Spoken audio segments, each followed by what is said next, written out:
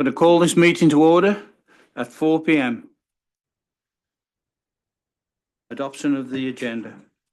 That West Elgin Council hereby adopts the regular council agenda for March 27th, 2025 as presented. Mover, please.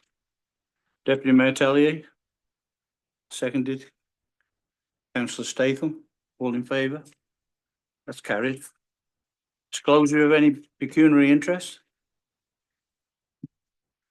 Seeing none, we go to delegations. Thank you, Mr. Mayor. Delegations will be heard in compliance with procedural bylaw 2024-05. Section 6.8, delegations shall be limited in speaking not more than 10 minutes in total per person, group, or organization. Section 12.1, members of the public who constitute the audience in the council chamber shall respect the decorum of council, maintain order and quiet, and may not address council without permission, interrupt any speaker or action of the members, or any person addressing council, speak out, behave in a disorderly manner, or make any noise or sound that proves disruptive to the conduct of the meeting. Section 12.2, placards, signs, posters, etc., and any advertising devices shall not be permitted in the council chambers or any other location in which council may conduct their business.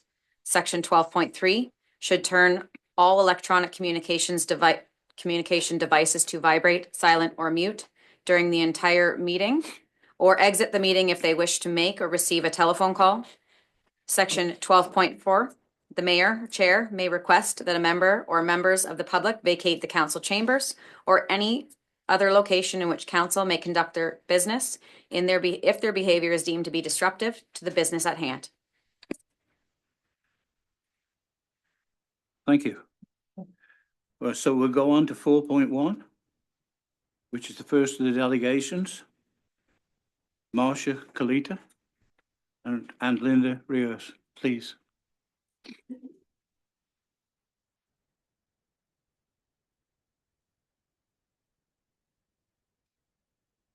The last time I did this was during COVID and we were Zooming, so it's been a while. For anybody that doesn't know me, I'm Marcia Kalita, and I'm the current president of the West Lorne Optimist Club. And I'm Linda Ryerson, and I'm the secretary of the Optimist Club. So we're here today because this year is the 50th year of the West Lorne Optimist Club. And we have all kinds of wonderful plans underway. We've already requested the use of the pavilion at the park for June the 7th, which has been granted by council. Thank you. Our plans are, just to fill you in, is we have a magician coming, a foam party. We're going to have our food trailer there giving out free food, face painters, balloon animal makers, basically a fun community event that's free for everyone to attend in celebration of our 50th. We also have a dinner gala plan that's going to be at the International Club that same evening. So along with all of those plans, we would like to request that we can get some kind of banners made to put on a couple of the poles in the downtown area, similar to what you would see in Glencoe right now. They have them there for the Lions Club 50th. Downtown Wardsville has them. We already have a youth that's designed what they would look like, so we'd be more than happy to share that with you guys. I tried to print that out before I came and it did not successfully come out, but very, very simple, just has our logo, celebrating 50 years and optimism. So we would cover the cost, of course, of having the flags or banners made. And so our request is that if we were to do that, if the municipality would put them up for us. And that they could hopefully stay up for at least, I would say, a couple months over the June 11th is actually our 50th anniversary, but because it's a middle of the week, we're celebrating it on the 7th. So probably a month before and a month after the whole, just to help with advertising the fact that it's the club's 50th, and we love the community support that that we get, so we want to give back. Yes. Do you have any particular spots that you'd prefer? You know, we were looking, and I was kind of hoping that there was gonna be kind of one on each corner, because they're two-sided, so you can see them from both direction. So that any way you're coming into town, that you at least, that you see one. But I noticed this one over here, I don't know if it's damaged or was ever used as a banner Yeah, there's a display. pole there, but it's not straight. So I don't know if that was not even a banner thing, or if it's just So you- the one just that. here on Graham, just. Yeah, south. just down here, just south. There's of- one there, and of then the there's main. the lineup of the ones on the main street and this way. So we were thinking, I was thinking four, like I said, one at each way into town, but maybe only three is possible.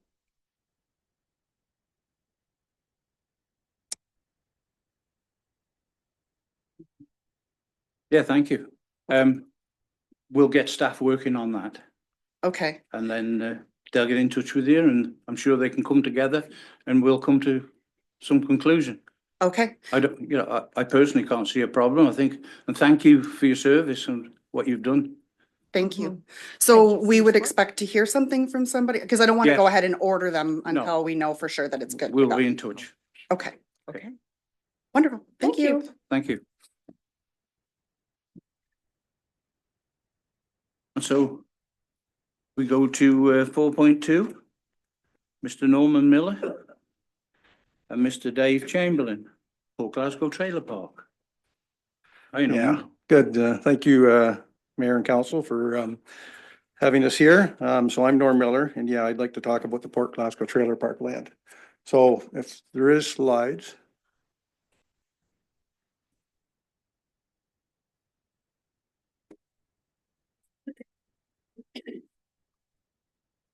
As long as this isn't taking off my 10 minutes, we're good. You're good. So on here.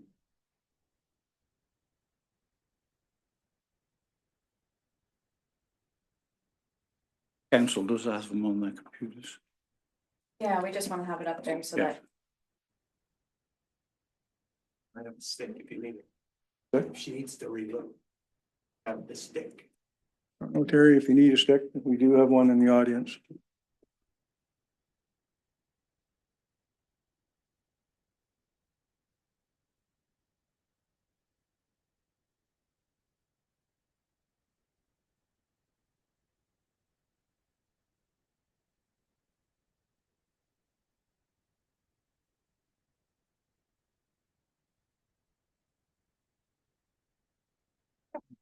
Good. All righty, so if we want to go to slide 2, that's great. Okay, so March 5th this year, the municipality of West Elgin released a news article about the Port Glasgow Trailer Park. So was the land donated? The municipality says there's no formal agreement to identify the land received as a donation. There are no conditions placed on the title of the land for it to remain as a park. I have some information that says a larger part of the land was donated and to be held and improved as a park. Okay, so if we could flip over, yep. The first Old Boys reunion was held at Port Glasgow in 1903, 122 years ago. The pictures show the Old Boys reunion about 1905 and the invitation for the Albert Old Boys picnic for 1906. In 1920, the Old Boys Association was incorporated and 6 acres on the lakefront at Port Glasgow was purchased.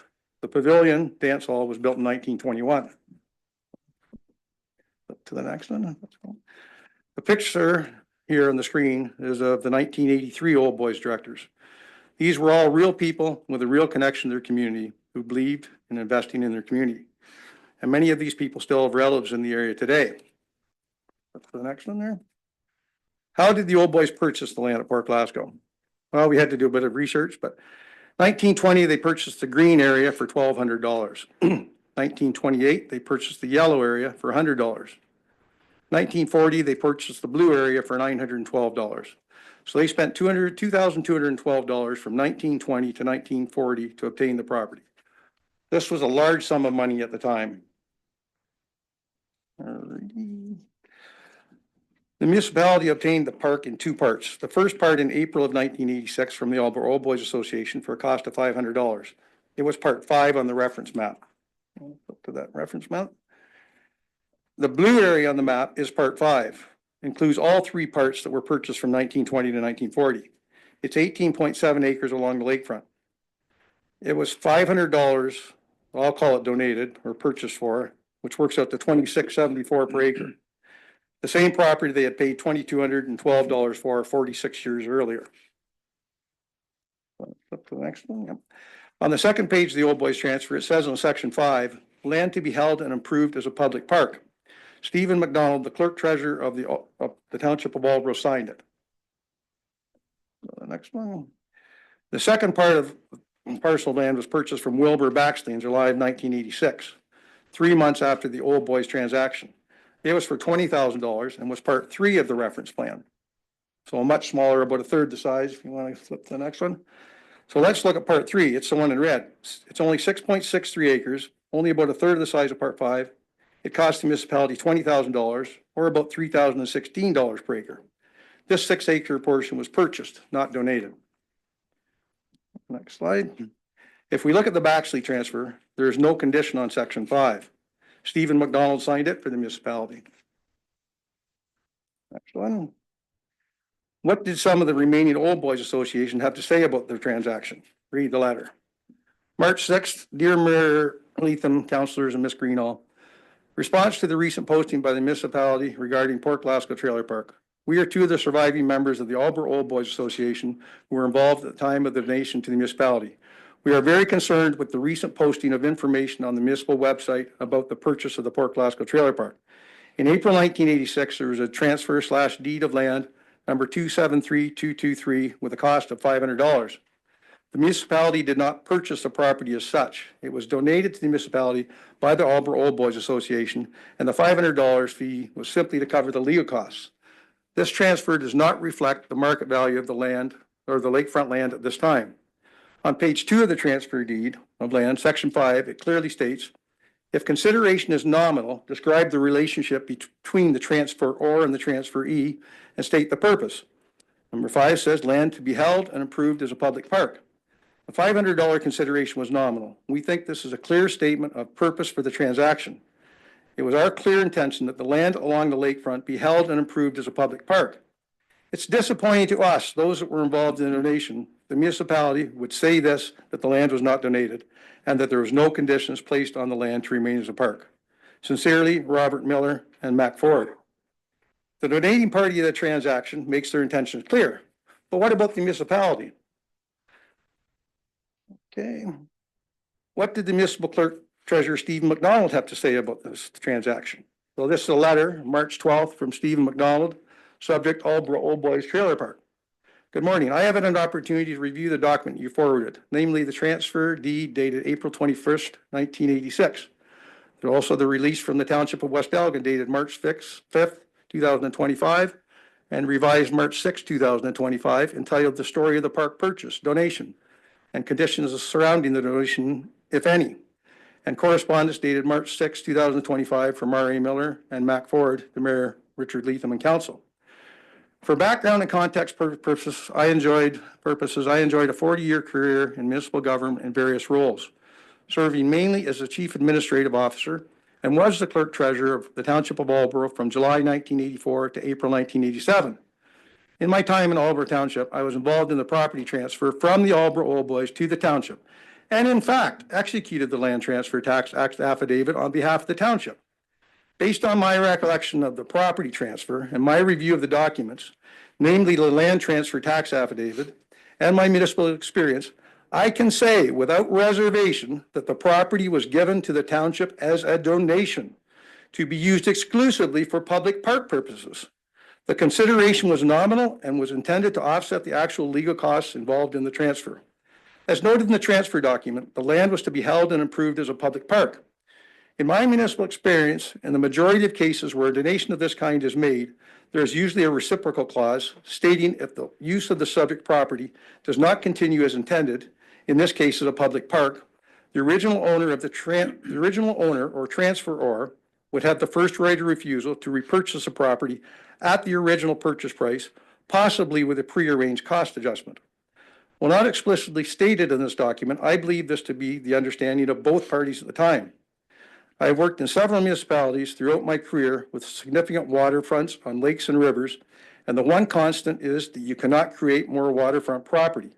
Once it's gone, it's virtually impossible to get it back. Hindsight's 2020. On a personal note, during my time in Albrook, I was fortunate to own property across from the park and was able to enjoy it along with friends and family who visited. I am happy to discuss this matter in further detail if required. Kind regards, Steve McDonald. So the municipality at the time had the same understanding. It was a donation. Next page. The next one. Yeah.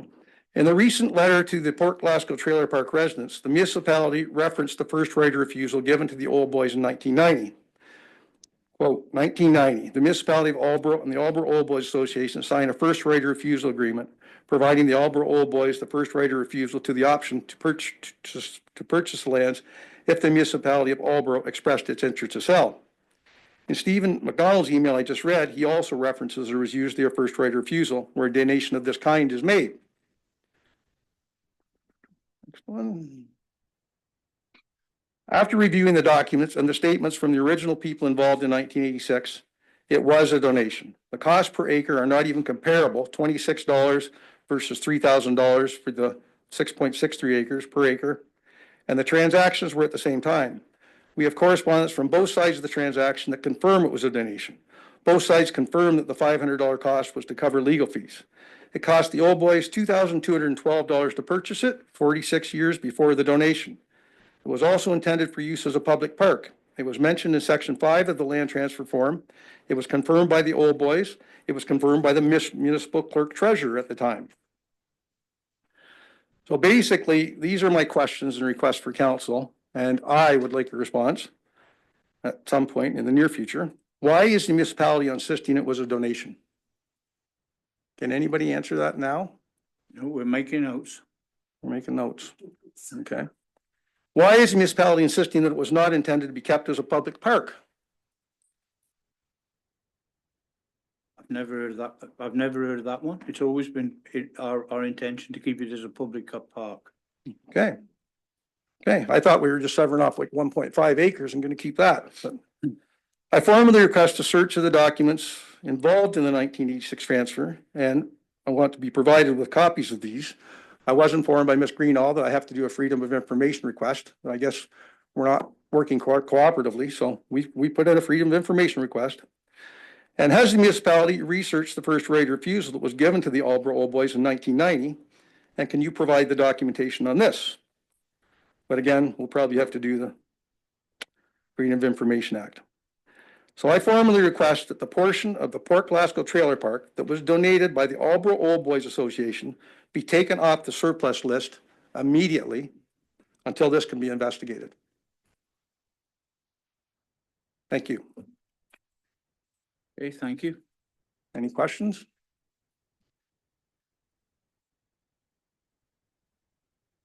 No, we've listened. They've taken notes. Okay. Thank you. Great. Thank you. Okay, we go to the next one, which is Mr. Adam Lumley. All right.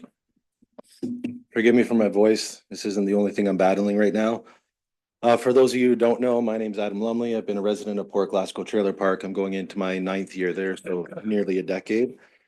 Up until today, I've used the language on any presentations I've done here or elsewhere, based around if the municipality decides to sell the trailer park, I want to work cooperatively to basically form a co-op and purchase the park for the residents of the park.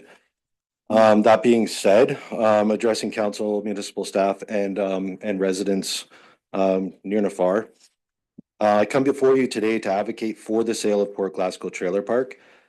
I'll further refer to it as PGTP for the remainder of the presentation, to its dedicated residents. A proposal that not only honors the park's foundational promise, but also reinvigorates our community spirit. Our objective is to restore PGTP as an association-owned park, preserving its legacy and ensuring its continued improvement for future generations. Over recent months, concerns have been raised by some West Elgin residents who urge a halt to the sale, suggesting that surplus funds be redirected to the municipality. However, let me clarify that the core of my proposal remains steadfast. The land, as designated in its property deeds, is to be kept and enhanced as a park.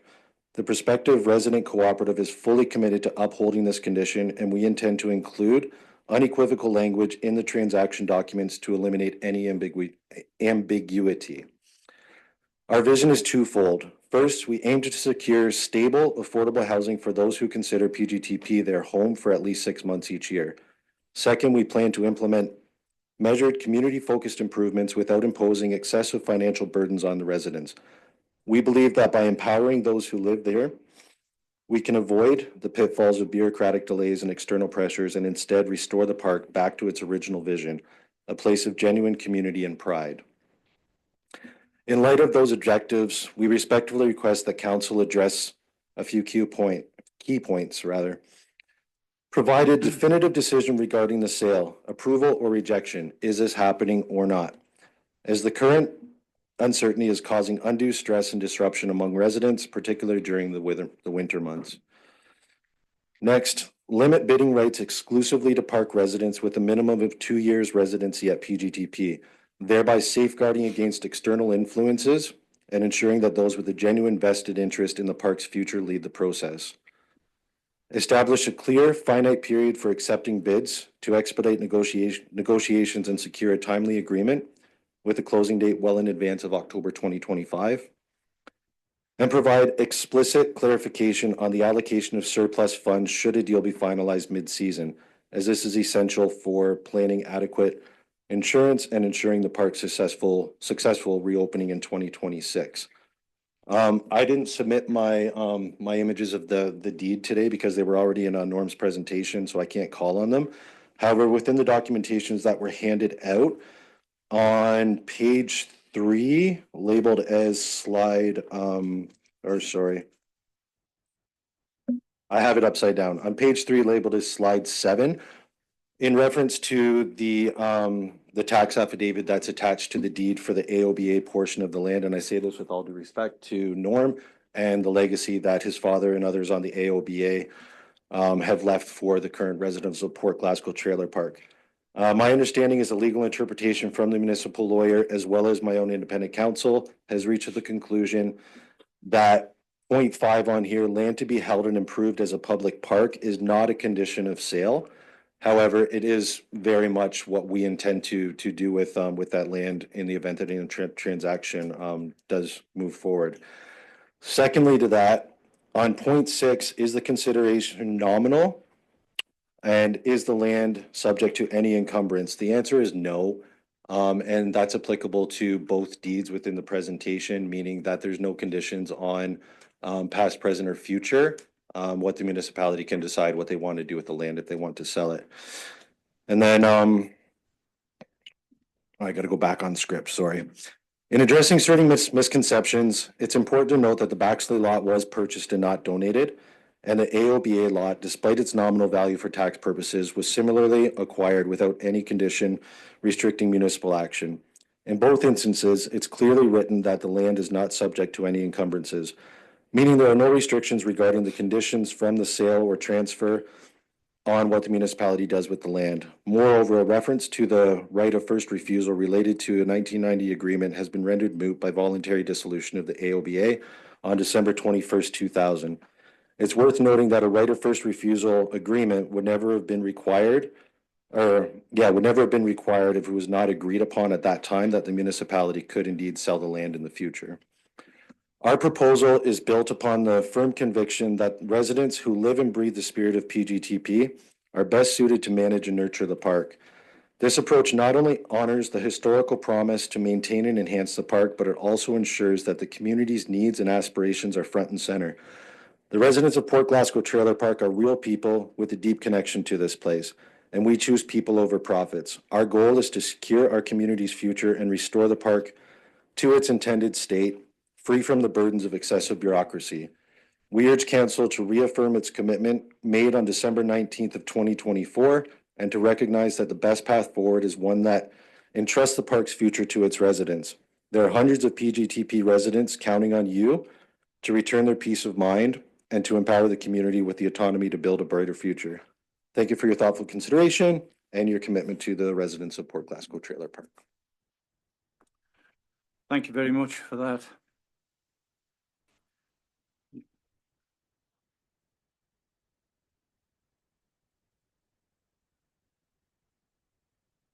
We'll move on. Okay. So we go to 5, the adoption of the minutes. The West Elgin Council hereby adopt the minutes of March 13th, 2025 as presented. Mover, please. Councillor Denning, seconded. Deputy Mayor Tellier, all in favour? It's carried. Thank you. Business arising from the minutes.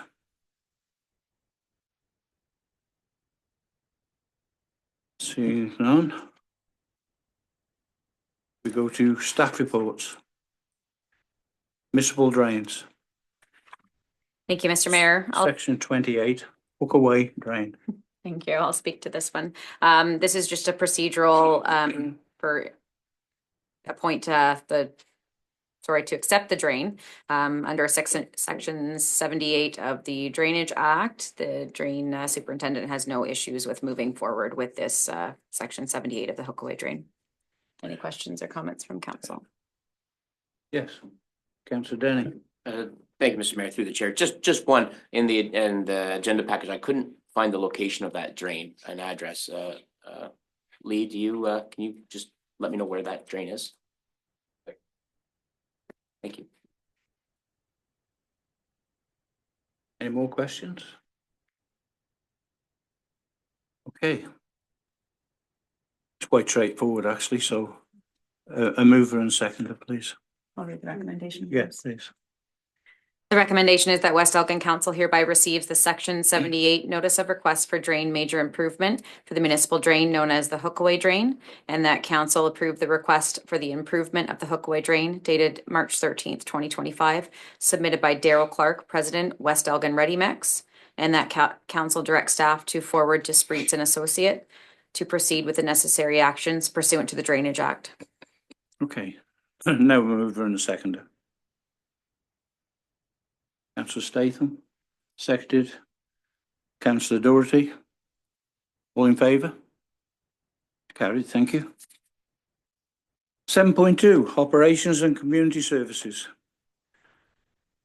2025 Maintenance Gravel. Have you anything on that, please, Lee? Thank you through the chair, council. No, I think council's had a chance to read this report. I just will highlight that, we were approached by Johnson Brothers Gravel, who's been the municipal supplier of maintenance gravel for many, many years here in West Elgin. They were the only submission last year that we had for our 2024 tender. They did approach us and offered to extend the contract for the 2025 season at last year's pricing. So based on the information in the report, that's staff's recommendation. Okay, thank you. Recommendation then, please. The West Elgin Council hereby receives the report from Lee Gosnell, Manager of Infrastructure and Development, regarding 2025 maintenance gravel, and that West Elgin Council authorizes an extension of the 2024 maintenance gravel contract with Johnson Brother Limited at the 2024 price to cover the 2025 season. Mover, please. Deputy Mayor Tellier, seconded. Councillor Statham, all in favour? It's carried, thank you. Okay, we go to 7.3.1, Monroe Street property, future development, next steps. Welcome, Robert. Mr. Robert Brown, planner. Could you enlighten us on this one, please? Certainly. Good afternoon to everyone. The report before you, the brief report before you today is regarding a parcel of land which is located on the north side of Monroe Street. These lands are former rail lands. They extend from the back of the new Tim Hortons property west quite a ways. This is a long, narrow parcel. When the railroad was dissolved, these lands were purchased by an aggregate supplier that removed the ballast from the rail line, and then some of those lands have subsequently been sold off. That is what has been occurring lately. This parcel of land came up, and council may recall that there was some interest expressed by the municipality in this parcel, and it was we were given the go-ahead to purchase it. The next step in the process is to look at what the potential development options are for these lands in this area. It does the shape of the land and so forth does pose some challenges.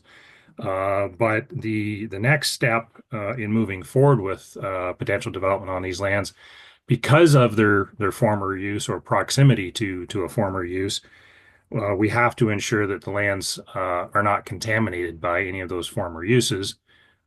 This process is undertaken, can be undertaken in a number of steps. First step is a phase one environmental site assessment that determines if there are any contaminants on the property that could potentially impact on development going forward. We looked to a couple of different companies that provide these review services. One was CT Soils in Windsor, and the other one is Pinch. And this is a fairly large company that operates in a number of locations in and around Southern Ontario. And we got bids on the phase one process. This includes both a review of the lands and also if they're determined to be clean after that initial phase, the filing of an official record of site condition, which is essentially the Ministry of Environment, Conservation and Parks accepting the evidence provided by the contractor that the lands are clean and can be utilized for future uses, particularly anything more sensitive of a more sensitive nature, like potentially parklands or residential development are quite often ones that require this record of site condition. So unless there's questions from council, that's all I have, Mr. Mayor. Any questions from council on that one? Get it tested and then we can see. Yes, please. The recommendation is that West Elgin Council hereby receives the report from Robert Brown, planner, regarding next steps for potential development of municipally owned lands on the north side of Monroe Street, and that council directs administration to retain pension at a cost of $6,200 plus HST to move forward with completion of phase one ESA on the subject lands. Okay, mover please. Councillor Denning, seconding. Councillor Doherty, all in favour? It's carried. Thank you very much. Thank you, Robert.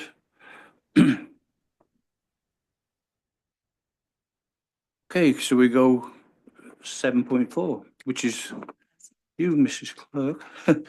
Animal control, RFP. Thank you, Mr. Mayor. Through the chair, this report is brought to council this afternoon. It's been a bit of an ongoing for animal control. Our contract did come due late 2024, and council had approved an extension for 3 months with the London Humane Society in order for staff to prepare a proper request for proposal. So that was created and it was posted online with an expiry date of March 17th. So unfortunately, we only received one submission from the Southwest Middlesex Animal Shelter, which was previously the Glencoe Animal Shelter under different ownership. So just to go over, attached to my report was the RFP that was submitted as well as our documentation. So a couple things to mention that were requirements for the submission was item number 5A, IV. Requests for the OSPCA certification. This is no longer a requirement, and I did confirm that with the manager at PAWS in Chatham, Kent, that is no longer a requirement. OSPCA has no legislative authority. They basically operate as their own animal shelter now. And then the other section that they were not able to meet is for request for 3 public sector references. And that's simply because they have not been open long enough to have any other municipalities that they have taken on. However, the municipality of Southwest Middlesex is also going to be going with this animal shelter effective April 2025, and they're going to try that for a 1-year term. Council certainly has the option to retender if they wish to do so.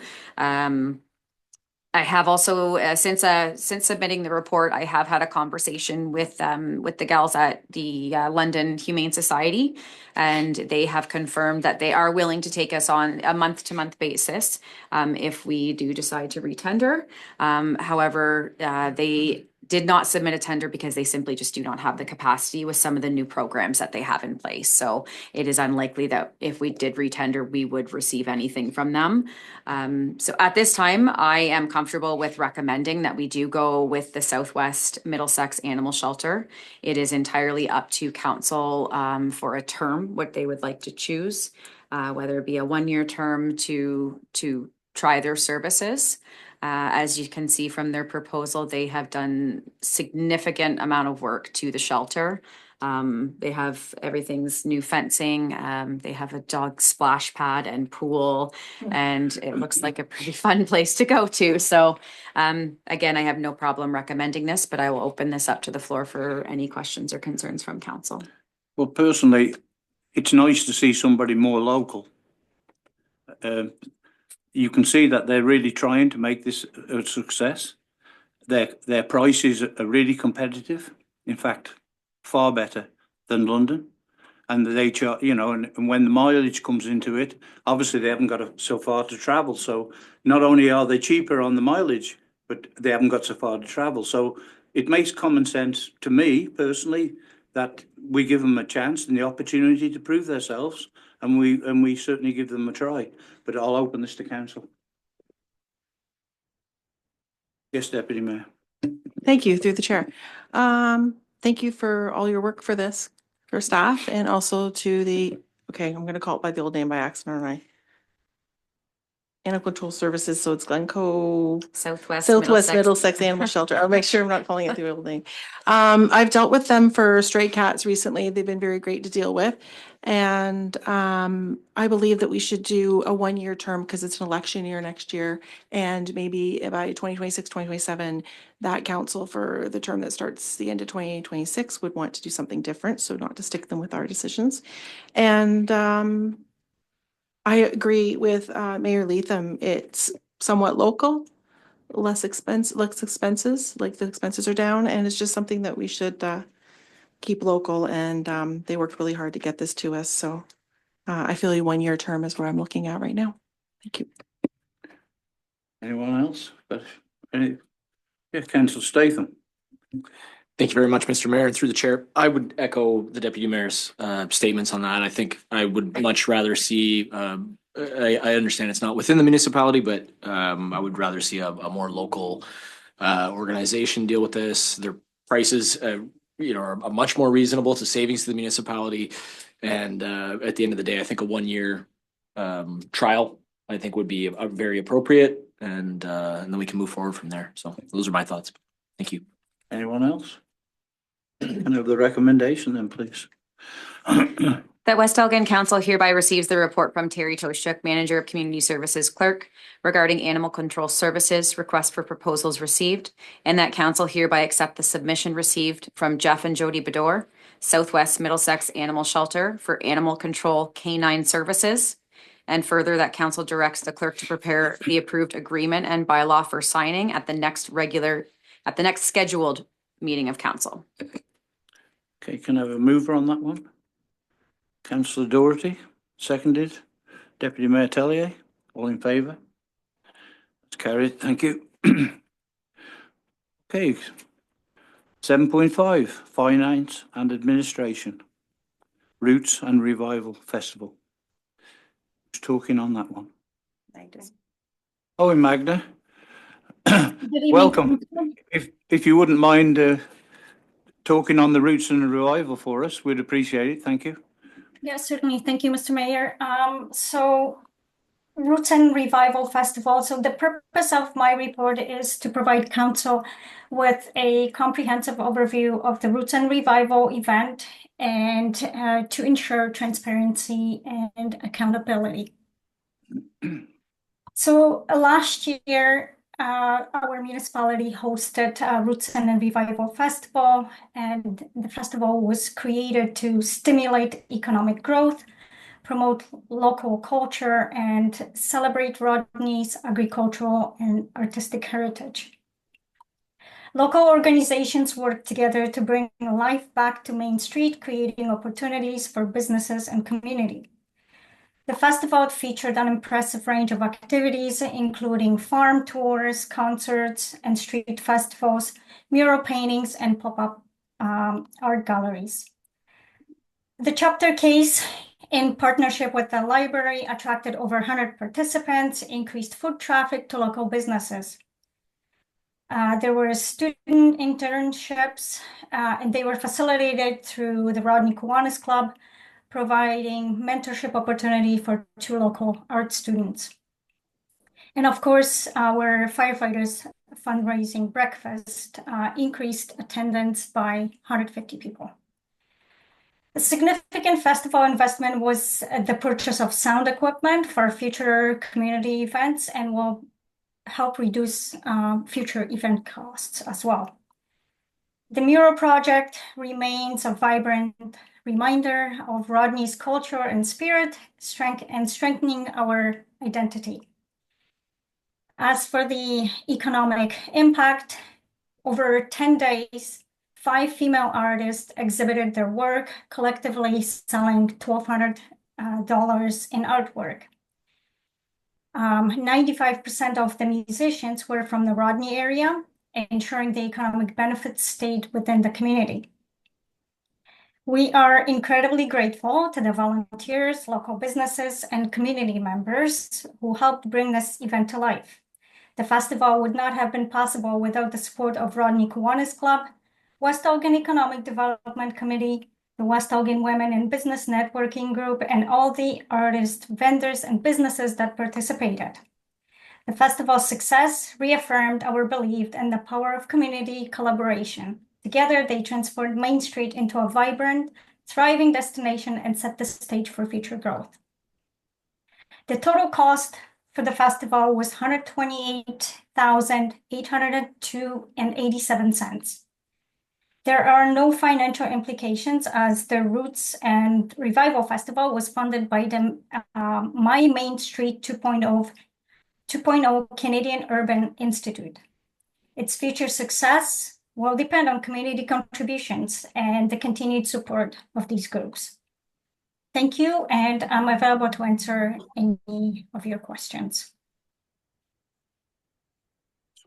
Questions? Yes, Councillor Denning. Thank you, Mr. Mayor, through the chair. Not so much a question, just a statement, really. I just want to echo what Magda said about the appreciation from all the different organizations, community members, volunteers, many of whom are in this room right now, who helped to make this Roots and Revival Festival such a significantly historic event in the history of West Elgin. So to all of you who supported this and helped and put hours and hours and hours into this, thank you, thank you, thank you. Thank you for that. I'll certainly echo that one. Councillor Statham.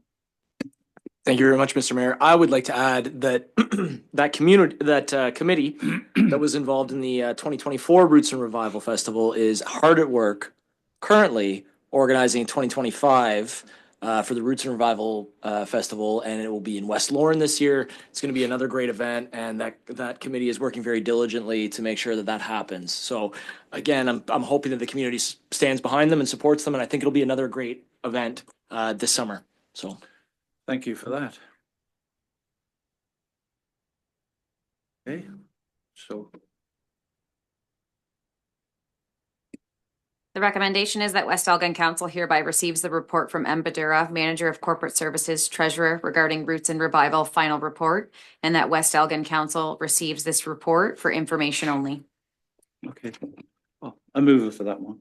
Councillor Denning, seconded. Councillor Statham, all in favour?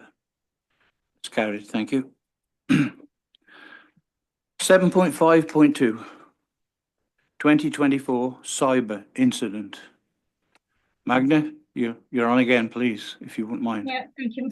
Thank you, Mr. Mayor. So again, this is another report now that the issue and the cyber incident had been finalized. We have a duty and to report to the public what we dealt with last year and what actions have been taken to resolve the situation. So last year, near the end of October of, 2 years ago, in October of 2023, an employee reported issues receiving emails leading to the discovery of a compromised email account. After reporting this issue to our IT service provider, immediate action was taken to reset all passwords and investigate further.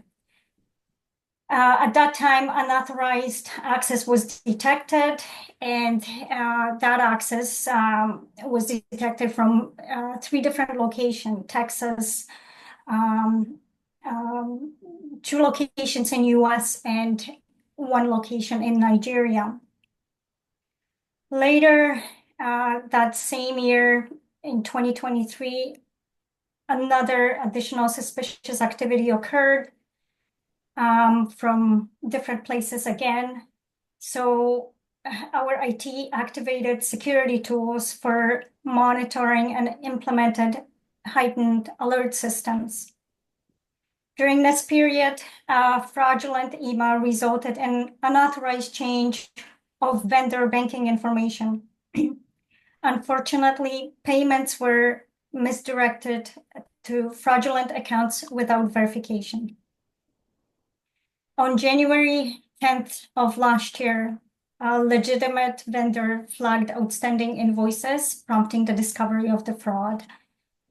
So the incident was promptly reported to our insurance provider, to the police, and our financial institutions. So between November of 2023 and January 2024, a total of $267,367.82 was fraudulently transferred. Out of that amount, $72,944.19 was successfully recovered by the bank. The municipality's insurance provider covered $194,423.63, leaving a net financial loss of $10,000 due to the insurance deductible. No further suspicious activity has been detected since December 16th of 2023. And of course, enhanced security measures, including alerts and monitoring systems, are now in place. Accounts payable procedures have been updated with stricter controls for verifying vendor information, and comprehensive staff training on phishing recognition and secure communication protocols has been implemented. At the same time, we are regularly audit our vendor changes, financial transactions, and all email communications are being verified to prevent future incidents.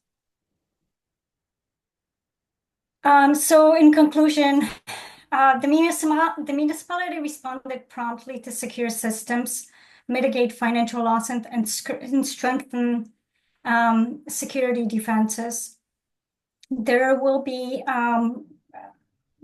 report brought to council during 2025 operating budget deliberations, as we are planning on strengthening our system and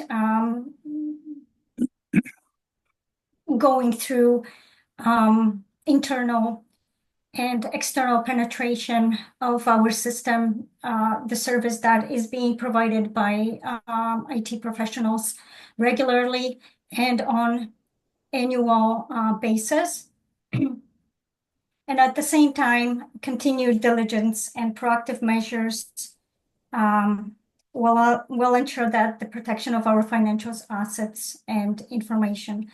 So there will be a report to council with the proposed IT implementations coming in the future weeks. Thank you, and if I'm here, I'm available to answer any questions council may have. Well, thank you very much. It's very unfortunate that these things are going on all the time. We're really lucky, in actual fact, to be able to recover what we recovered. I don't think there's a person in this room that can honestly say they haven't been scammed or an attempt to. And it's happening daily, all the time. It's getting worse and worse. And I know you're on full guard, and thank you for that. Any council? Any comments? Yeah, Councillor Denning. Thank you, Mr. Mayor, and through the chair. Magda, thank you for taking us through it all. And I know like some of us are already aware of this and we've gone through this, but for the community, this is perhaps the first time that they're hearing about this. And I know you've explained it well, but I just want to underscore what I'm sure everybody's thinking after hearing that. Can this happen again?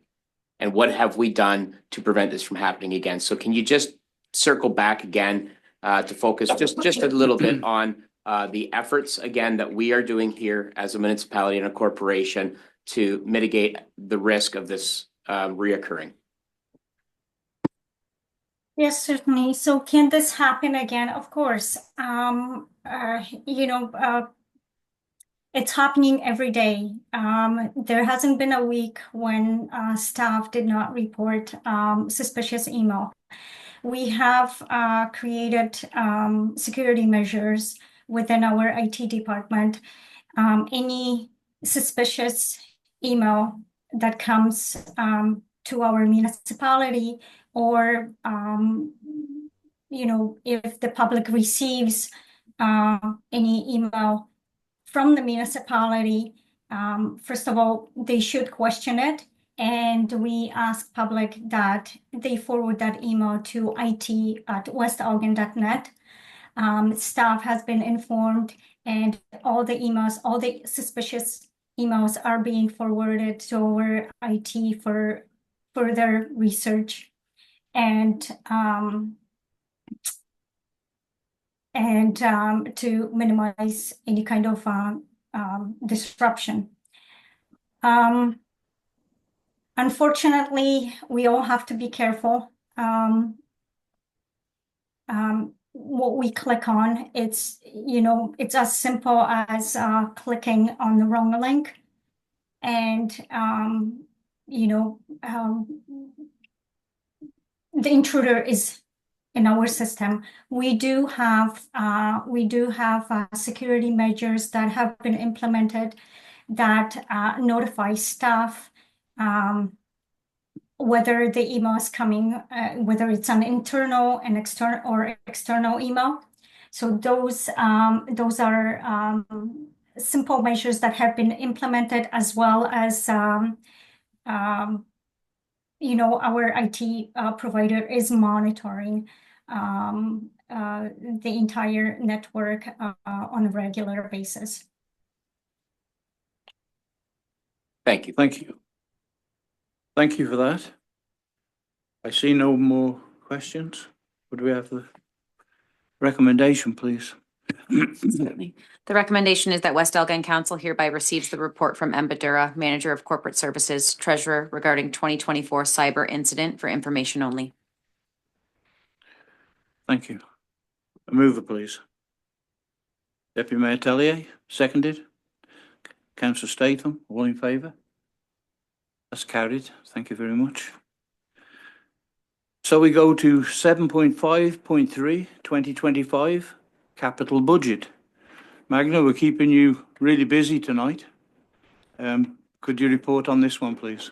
Yeah, thank you, Mr. Mayor. So this is in my report, this is our 2025 recommended capital. I thought we should bring this to council's attention for discussion. And perhaps if there are any additional items that council would like staff to include in 2025 capital budget, now is the time to discuss them and put them in our working plan. So as my report indicated, capital replacement refers to the process of renewing or replacing assets that have reached the end of their useful life or are no longer operationally efficient. These assets can include infrastructures such as roads, bridges, buildings, and equipment, which are critical to the delivery of public services. So proactive capital replacement ensures the continuity of municipal services and prevents unanticipated disruptions. Based on the asset evaluation and condition assessment, a list of capital projects has been developed and it's attached to this report for council review and feedback. So, and if you turn to Schedule A of my report, I would like to go department by department and provide the council with brief information on each individual project.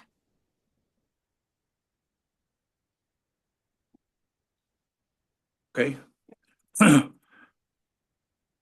Thank you. So we're going to start with buildings. So this area, oh, here we go. Yeah, we're gonna.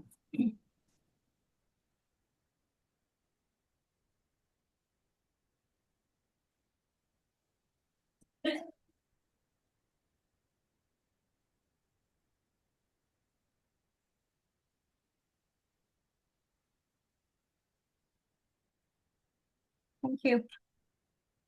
So the first item is under buildings. So those are municipal buildings. One is West Lorne Complex renovations. Council is certainly aware of it. And the other one is Old Town Hall building. That's the building assessment. So there was a report at the last council meeting, and council directed staff to reach out to engineering company for the building assessment of the Old Town Hall. And as well as for the expanding of the library and renovating the entire main floor of the current building where council chamber is. So the budget for that is $500,000, and then for the building assessment is $20,000. Does anybody have any questions? Seeing none. Seeing none. Okay, next item, transit. There's nothing in the budget for a transit bus. However, last year we purchased a bus for the 4-county transit. The current replacement timing on that on the new bus is in 2029, and we are forecasting $150,000 for the future replacement of the bus. Any questions on that? Seeing none. Okay. Next department is arena, and I'm not sure if Parks and Recreation manager would like to speak on the 2 projects that we have scheduled for this year. Sure, I can certainly do that. Thanks, Magda. So the 2 items that are on there are the replacement of our dehumidification system. That's been an ongoing discussion for a few years now. And that has been a discussion so far with the Parks and Rec supervisor to get that project hopefully going soon. And then the second there is the replacement of dasher boards, glass, and benches for $317,625. So if council has any questions or concerns, I can certainly try my best to answer them. Deputy Mayor Tellier. Thank you, through the chair. Just with the dehumidification system, just to point out, would that then be able to, if we're able to, and if we had interest, have year-round activities in the arena, or a possibility to look at that? That is correct. Yeah, the idea is to be able to have events in there during the summer months. Okay, thank you. You're welcome. Further questions? Nope, seeing none. Okay, Magna. So the only thing I would like to add is that the project consisting of replacing dashboards, glass, and benches. So this was that project is part of CSRIF Stream 1 Repair and Rehabilitation Grant for Bo Horvath Arena. So basically, the municipality submitted application last year. We still haven't heard anything from the province on that grant application, but the project was split into 2 years, and basically the project consists of converting the entrance office area into 2 dressing rooms, adding new entrance office area to the front, expand the warm room, update washrooms to current accessibility standards, and of course, replace dehumidification system, dashboards, glass, and benches. So we're still awaiting on a response from the province on that. Are there any questions? Any questions on that? Seeing none, thank you. Okay, the next department is fire. I'm not sure if fire chief is available with us. He isn't online, is he? No, he's not here today. Okay, so I can briefly try to present fire budget. So first item is SCBA 2 packs and 4 cylinders replacement. We have been replacing SCBA equipment over the last 3 years. We have another 4 years of replacement, gradual replacement. Washroom renovations. This project was already approved by council 2 years ago, based on information I received from the fire chief. The project will start soon. Next item for facility major maintenance. There is a building refurbishment, small refurbishment such as furnace, doors, major maintenance items that might require replacement. We're budgeting for that, and we're budgeting $10,000. And this year, they're planning on replacing hoses, some of them, in the amount of $10,000. And of course, the fire truck replacement, we're budgeting $200,000.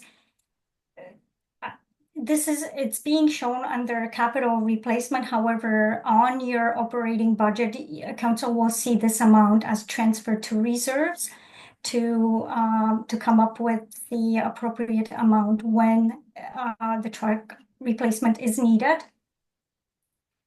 And then for communication reserves, every year we add $30,000. And you're going to see that as a transfer to reserves as well. And of course, this year, we will be purchasing a tanker. We've already prepaid for the chassis last year. The remaining balance is due near the end of the year, by the end of the year, when the truck is available and delivered. So we're looking at $739,000 in capital spending for that truck. Are there any questions on? Yes, there is. Deputy Mayor Tellier, please. Thank you. Through the chair, just a couple questions. Well, one's a comment. So when we do the washroom renovation in Rodney, just wondering, just pass along to make them non-gendered. I know we have females, which is lovely to see some diversity in our departments, but then if they're non-gendered, no one's two people and then we're not a huge line of male, like it's just non-gender, they can each use them when they're washing up after a call. Another one would be, I have a question about the tanker that's being replaced and how old is the current one? Just I know last time we replaced a tanker, there's a bit of controversy about replacing it. It was too soon and different things. Do we have an idea how old that one that we're replacing or looking to replace is currently in West Lawn Station? Maybe that's something more for the fire chief to ask. Yes, I can certainly write that question and get back to council. And then my last question is, I've asked this before, but I don't remember the answer, so excuse me. So I'm looking at, we're putting money aside for 2029 when we get a new transit bus and then putting money aside smart, like we're supposed to plan ahead. But I'm thinking ahead to the future about e-vehicles. So are we planning ahead for charging stations for any of these vehicles in the future if we have e-vehicles at the municipality? Is there a budget line for that? No, we're unfortunately we don't have any budget line for charging stations in our budget. Okay, well, something, think about the future, because I'm thinking like by 2029, probably it won't be gas or like diesel anymore. It might be a hybrid of some sort, so just something to think about, just thoughts out that while we're looking ahead and forecasting. And I appreciate all the time and effort, and going line by line was really, really helpful. So thank you.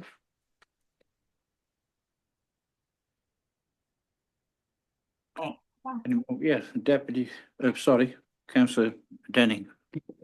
Thank you, Mr. Mayor, and through the chair. And again, Magda, thank you so much. So I was really pleased to see the comment in here about reaching out and looking at synergies with other municipalities, possibly the sharing of resources to mitigate these capital costs such as fire trucks. And I know that when Chief MacArthur brought to us last year the need of a new tanker, we did discuss whether or not West Elgin was in need of two of everything, or if there was certain efficiencies that could be found with the two stations sharing resources. And I was thankful to hear that Chief MacArthur said that was on his radar. But now I see for the forecast for 2029, another tanker for $700,000. So I'm just wanting to be curious about what that is, and if there are some discussions happening about the amalgamation of assets, fire assets, if that's possible, and we remain being able to respond to calls and all of those safety requirements are still there. And also if there is opportunities to share resources with other municipalities that are our neighbors. Thank you. Thank you. Further questions? No more questions on that.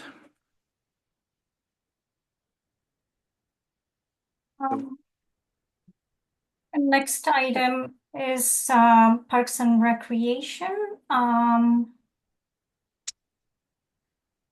Parks and Recreation Manager, would you like to speak on that? I can certainly try to.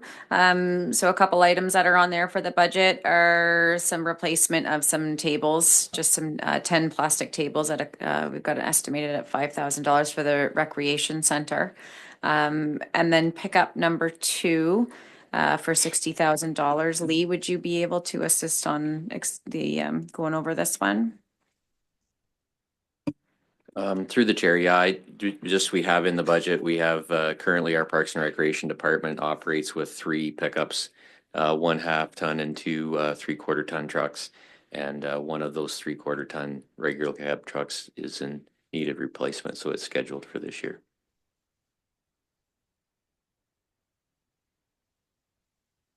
Questions?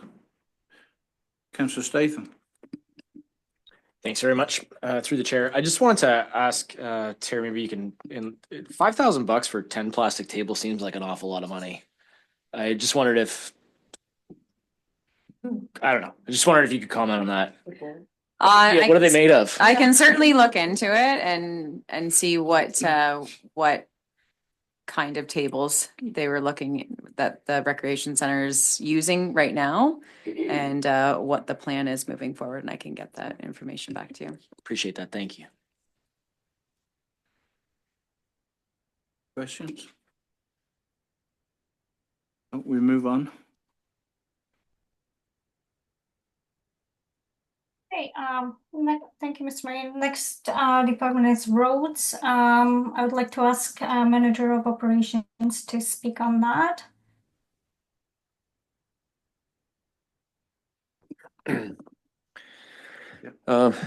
Okay, so through the chair, we'll walk through this. The first one on the list here is Tractor 5 upgrade. So for anybody that's been around for a few years, they understand that we have a program with John Deere where each year we own one tractor and we rent one tractor for municipal needs. So we replace that tractor every year.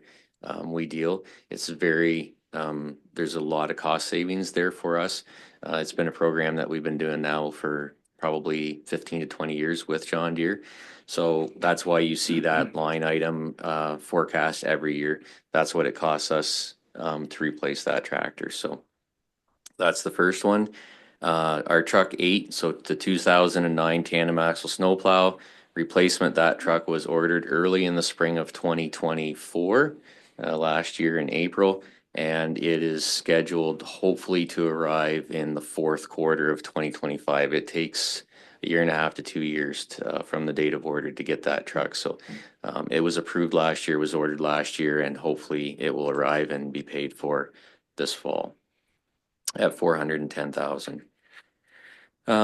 We've got a roadside mower at $25,000 that's in need of replacement. That mower is 10 years old and it's due for replacement.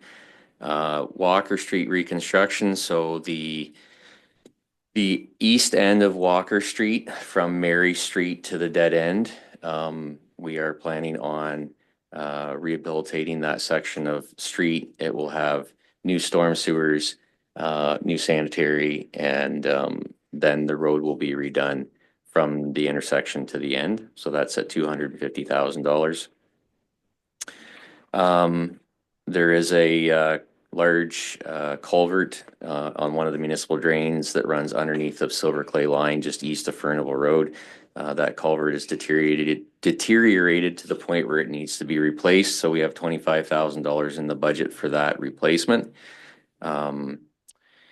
Street extension, there's $400,000 in there. We are still working on a plan to do a street extension in the town of West Lorne, and that money has been allocated for that street extension if everything goes as planned. EV charging stations. So there has been a grant that's been applied for that was received. We did receive money for EV charging stations for a project that was developed here in West Lorne. We did briefly touch on that last council meeting. The plan was to put those charging stations on Monroe Street, just east of Graham Road, along the north side of Monroe Street. Develop that whole area along the north side of Monroe Street into a parking area, which could be utilized for EV charging stations as well as overflow parking for the downtown core. And then finally, stormwater management. There's $252,000 in the budget for projects that we're working on to support stormwater management upgrades in the towns of West Lorne and Rodney. Are there any Okay. questions for Thank the you for roads that. portion? Questions? Any questions? Seeing none. Thank you. Next item is Rodney Sewer. So basically, this is the continuation from prior years. This project now, last year, we spent significant amount of money on dredging lagoons. This year, we are focusing on mechanical upgrades at the Rodney Sewer, and we're budgeting $2 million and spending another $2 million the following year, and hopefully another $1 million in 2027. that should hopefully give us enough money to complete the entire project. The council last year, near the end of the year, council approved a tender proposal from Birdnam. And at this point, the contractor is ready to begin this project. Are there any questions on Rodney Sewer?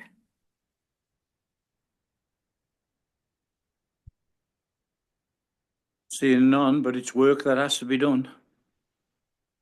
We carry Yes. on building, we need more sewerage capacity. Next item is West Lorne Sewer. So not a lot. The West Lorne Sewer was completely refurbished 3 years ago. There are minor upgrades that need to be done, such as sanitary manhole repair of $30,000, scum pump rebuild $15,000, HVAC system upgrade $22,000.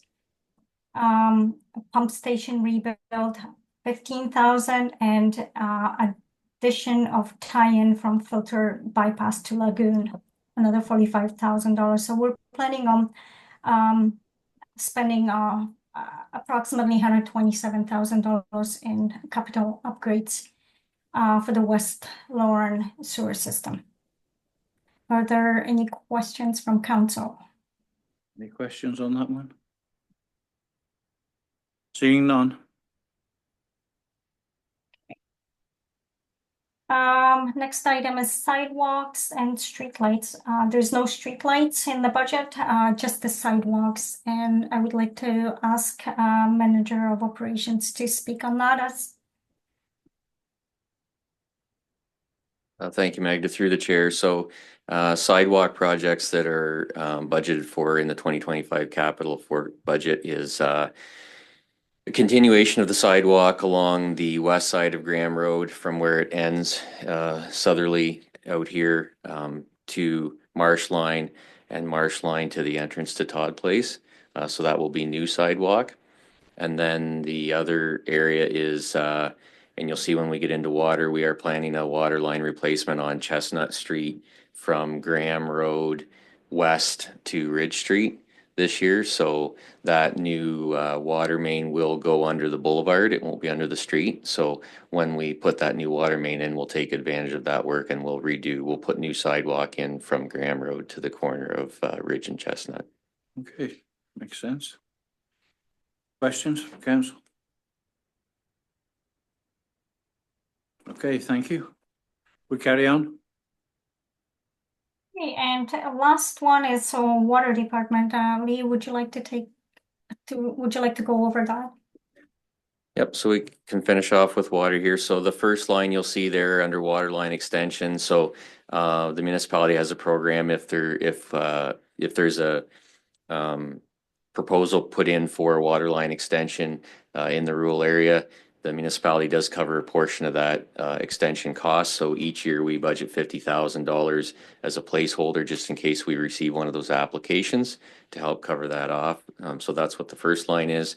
The second line there is the automated meter reading software. So we are budgeting $60,000 for the necessary hardware to finish off. That will complete all of the rural areas. So all of our rural water line routes will now be able to be read electronically. So that will complete routes. That's what the Neptune R3 through 5. So that's route 3 through 5, which is our rural routes.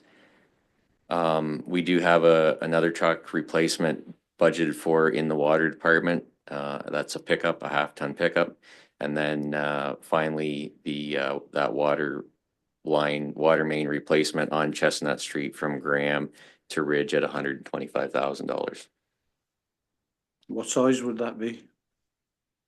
That will be 6-inch. Okay. That water main currently is a 3-inch AC, which has become obsolete as far as even getting parts for. So It is an old water main to begin with, but we take the opportunity to replace it now Sure. before we have issues. Yep, thank you. Any questions from council? Seeing none. Is that Magna finished? Yeah, so that concludes our 2025 capital budget. So for this year, we are anticipating $6.3 million in spending. And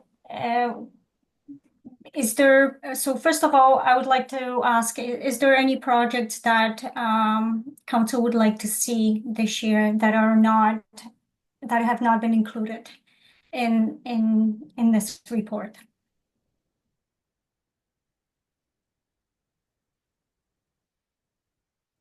There's none that's sticking out to me at the moment, anyway.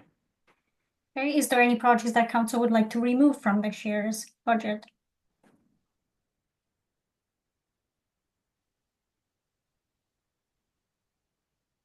Okay, I see none.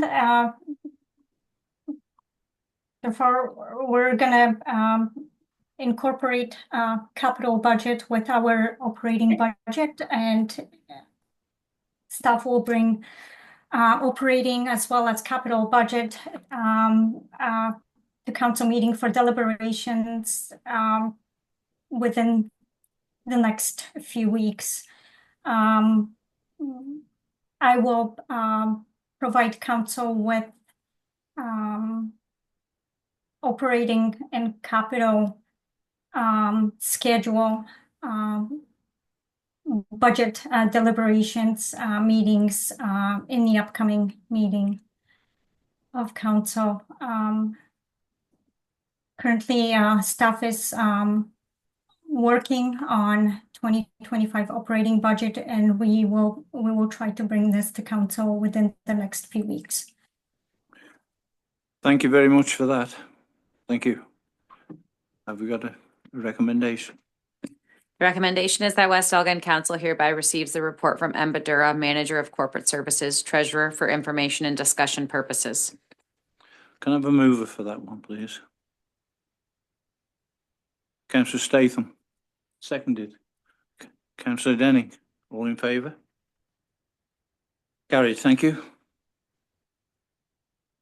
And we go on to 7.5.1. Amendment to the bylaw 2020-88. Set rates of remuneration for members of council. Magna, please, could you enlighten us on this one, please? Yeah, thank you, Mr. Mayor. So this is more of a housekeeping item, and it pertains to our current bylaw, council remuneration bylaw number 2020-88.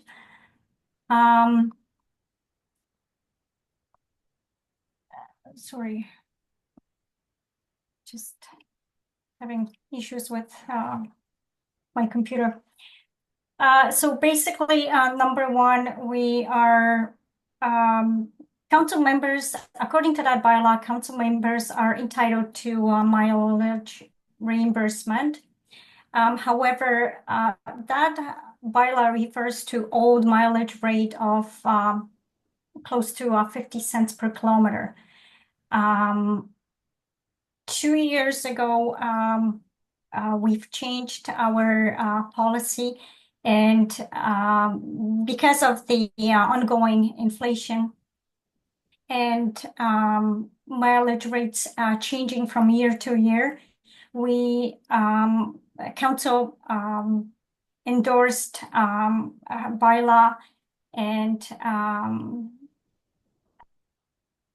for the last 2 years we've been setting mileage rate based on CRA prescribed rate. The rate for 2025 for this year is 72 cents per kilometer. And basically, the purpose of this bylaw revision is to change the wording in that bylaw and because the CRA rate changes from year to year, I would like to see an amendment in that bylaw that would refer to CRA prescribed rate. Since bylaw 2020-88 is being amended for the purpose of the mileage rate, there is council remuneration that would need to be changed as well, as the entire bylaw will be repealed. So in that bylaw, new 2025 council's remuneration was revised and reflects this year's remuneration, as well as I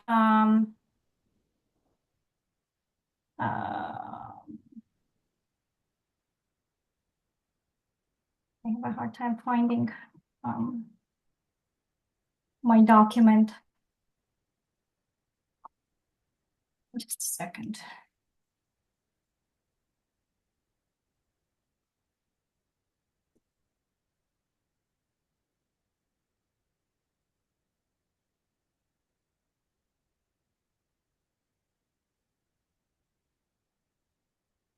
Through the chair, may I suggest that we take a break while our Well- treasurer is looking for a document, maybe? Yeah, thank you. Thank you for that. Yeah, we can right now.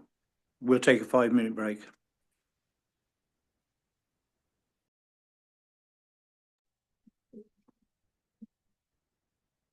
Yeah. Okay. Great.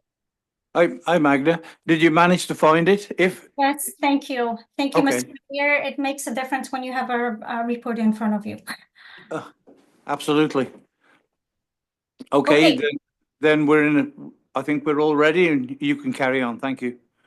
Yes, so there is in my report, I've attached a proposed new bylaw 2025 with no numbering on it. However, 3 things are being amended in that bylaw, which is council's remuneration, the mileage rate, as I mentioned before, and also the reimbursement for overnight accommodation. That amount is being amended from $365 to $500 per day, as that amount hasn't been updated probably in at least 5 years. And you know, the inflationary increases have not been accounted for. So those are the amendments to the new bylaw. If council is comfortable with my recommendation, you by all means you can approve the changes as presented. Do you want to speak? Robin Thanks, Greenwood? Magda. I just wanted to make sure council understands, because a new bylaw had to be drafted, the old bylaw reflected the rates of council, and it's not that she's, we're not putting forward new rates for council's remuneration. It's just that your rates have an inflationary increase every year. Magda, 3%? 2%? 2%, yes. So annually, there's a 2%, but because the bylaw is being changed, she's just showing that 2% incremental change that has occurred over time. Okay, so that's it. Any questions from council?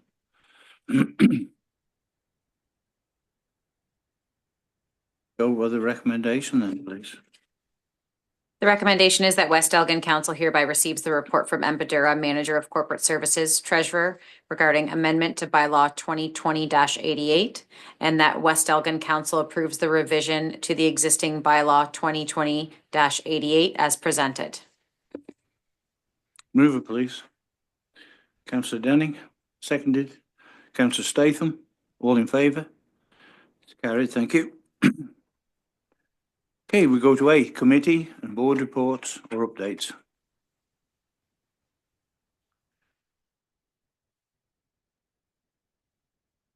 Seeing none. We move on to notice of motion. 9.1, Councillor Statham, notice of motion. Reconsideration of the 2024-463.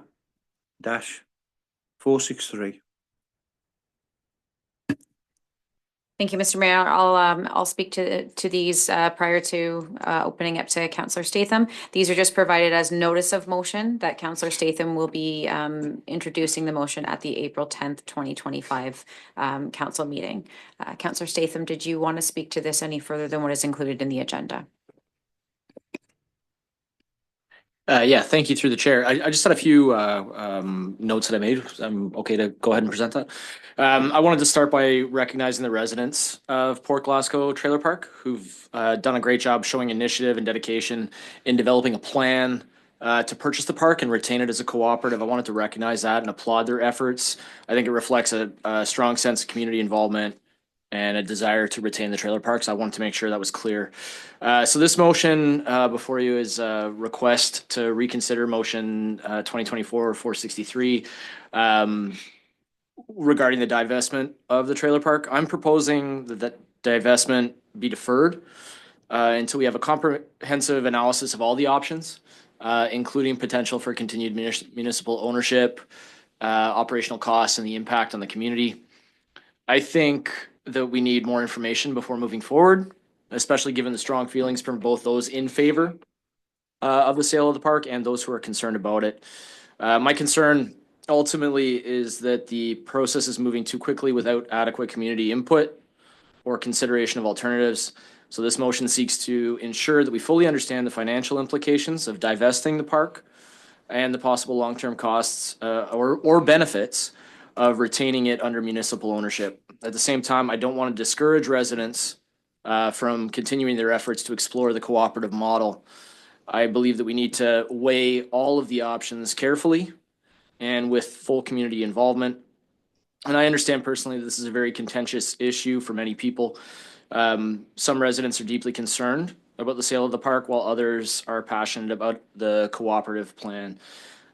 So by deferring this decision for further analysis, I think that we can make sure that we're making the right choice for the community as a whole and not rushing into a decision that could have lasting consequences. So I look forward to hearing the thoughts and concerns of my fellow councillors, as well as any input from the community.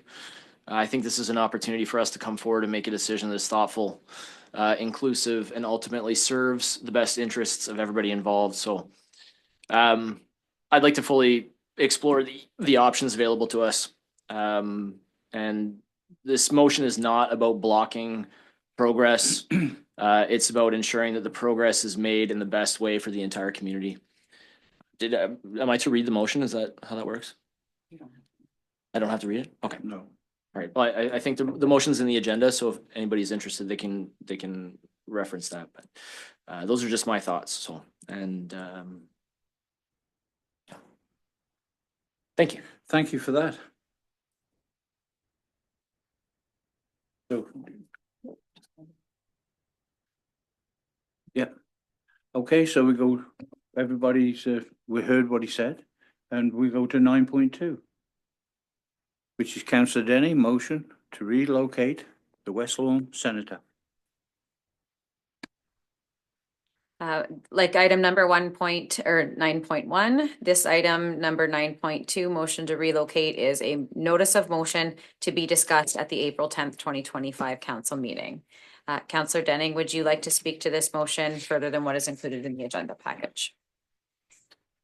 Just very briefly through the chair, and thank you, Madam Clerk, for putting together such a succinct notice of motion. So in conversation over the last couple of years with many different community members and service clubs, including West Lorne Horticultural, as well as our West Elgin Legion Branch 221, there seems to be an interest in exploring the idea of moving our cenotaph, which is located currently in front of the Beau Horvat Arena, to the Rosalie Krebs Park, which is the little park just behind Tim Hortons on Monroe Street. as Madam Clerk mentioned, this is a notice of motion for April 10th. So I encourage anybody in the community who has any thoughts or ideas or considerations about this motion to please reach out to me before April 10th and share your thoughts on the idea of the impact of moving our cenotaph from in front of the arena to Rosalie Krebs Park. Thank you. Thank you for that. And this will come up again in April. So we move on again. We go to council inquiries and announcements. This is council's opportunity to provide any informal inquiries or announcements, if any. Correspondence. Any correspondence? There's 2 items under correspondence from the County of Elgin. If anybody would like to pull those for items requiring consideration, please advise. Otherwise, the recommendation is that West Elgin Council hereby receive and file all correspondence not otherwise dealt with. Okay. Move it, please. Deputy Mayor Tellier, seconded. Councillor Doherty, all in favour? Okay, that's carried, thank you.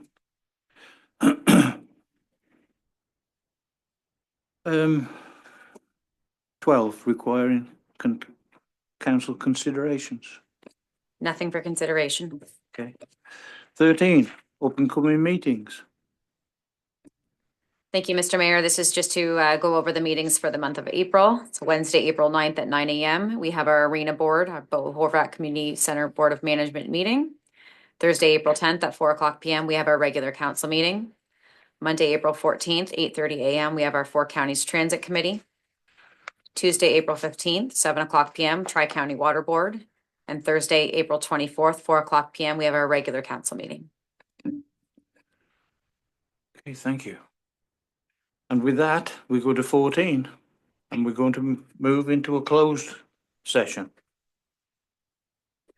The recommendation is that the Council of the Municipality of West Elgin hereby proceeds into closed session at 5:42 p.m. just to discuss matters pursuant to the Municipal Act, Section 239(2) F, being advice that is subject to solicitor-client privilege, including communications necessary for that purpose, extension of integrity commissioner services. C, a proposed or pending acquisition or disposition of land for Glasgow Trailer Park. And B, personal matters about identifiable individuals, including municipal or local board employees, council. Okay, move it, please. Deputy Mayor Tellier, seconded. Councillor Denning, all in favour? It's carried, thank you.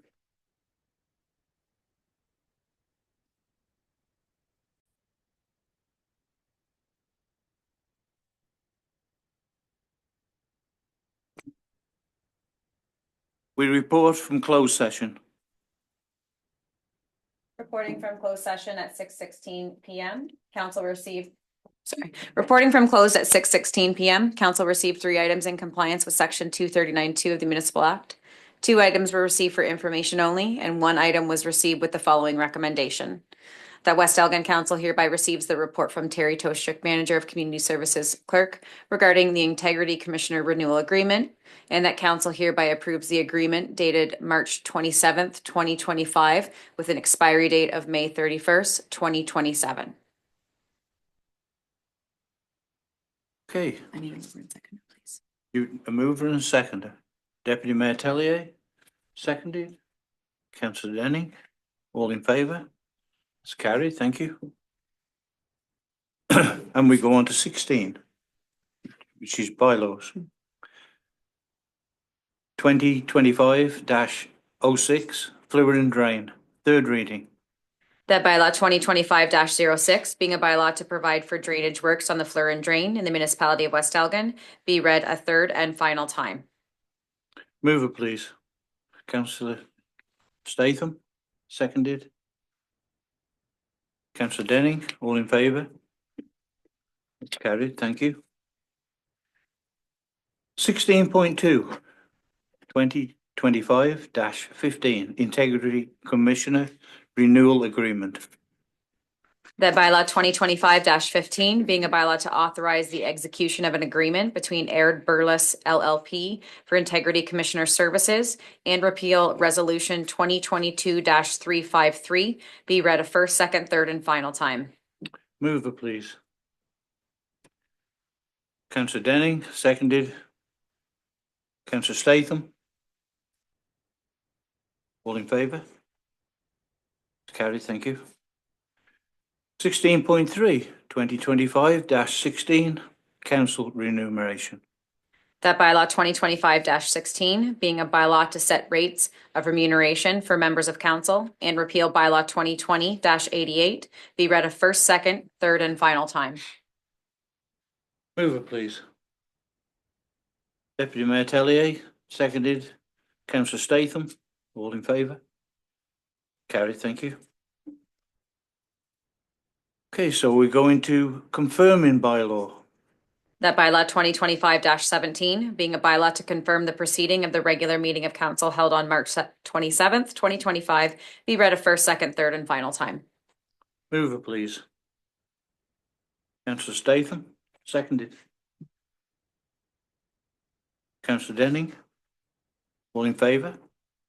That's carried, thank you. And 18, which brings me to adjournment.